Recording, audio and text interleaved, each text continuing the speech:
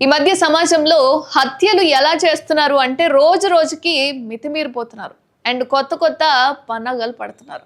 ఒక మహిళనైతే కాళ్ళు చేతులు కట్టేసి కుక్కర్‌తో తలపై కొట్టి అతి దారుణంగా హత్య చేసిన ఘటన ఒకటి ఎక్కడో కాదు మన హైదరాబాద్‌లోని కూకట్పల్లిలో వెలుగు చూసింది.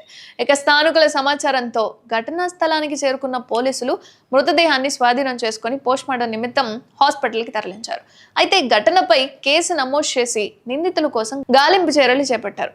పోలీసులు చెప్పిన వివరాల ప్రకారం స్వాన్ లేక్ అనే గేటెడ్ కమ్యూనిటీలో ఘటన అనేది చోటు చేసుకుంది.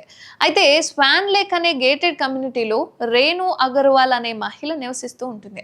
అయితే 11 రోజుల క్రితం వీళ్ళ ఇంట్లో పనిచేసేందుకు 2 యువకులు వచ్చినట్లుగా పోలీసులు అయితే గుర్తించారు. పోలీసులు ఘటనా స్థలానికి చేరుకున్న సమయంలో కాళ్ళు చేతులు కట్టేసిన స్థితిలో రేణు అగర్వాల్ మృతదేహం కనిపించినట్లు చెప్పారు. ఇక ప్రెషర్ కుక్కర్ మూతతో ఆమె తలపై బలంగా కొట్టి కత్తులతో గొంతు కోసి హత్య చేసినట్లుగా పోలీసులు అయితే గుర్తించారు.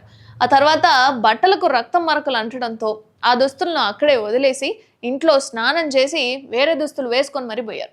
ఇంట్లో ఉన్న బంగారం డబ్బు సైతం దోచుకొని వాళ్ళు అక్కడి నుంచి పారిపోయినట్లుగా పోలీసులు అయితే చెప్పుకొస్తున్నారు.